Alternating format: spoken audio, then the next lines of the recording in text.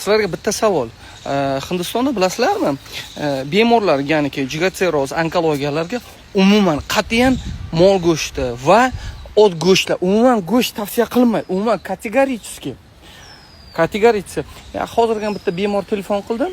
Ya'niki ro'zada rosa go'sht yegan ekan. Ro'za paytida, ertalab kechqurun. Undan keyin 8 sm jigarda o'simta paydo bo'libdi. Juda og'ir ahvolda bizga murojaat qilishyapti. Ibn Sinoning kitobida ham mol go'shti, ot go'shtlari rak keltirib chiqaradi deb yozilgan.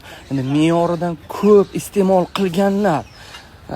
Endi rus tilida ham zaпрос berib qo'yinglar, masalan, Google ga yozinglar. Вызывает ли говядина или конина рак? Yozib qo'yinglar, chiqadi masalan. Me'yoridan ortiq iste'mol qilingan. Savol emas вообще-то. Xudoga shukr, bizda O'zbekistonda ham oliy toifali doktorlarimiz joni sog' bo'lsin, umuman go'sht tavsiya qilishmaydi. To'g'rimi? Men ishonaman, tavsiya qilishmaydi umuman, chunki bu zarar bu. Bu zarar. Go'sht yemay ko'ring. Yana sabzavotga o'ting, bemorlarni nazarda tutyapman. Men ishonaman. Kommentariyaga yozinglar.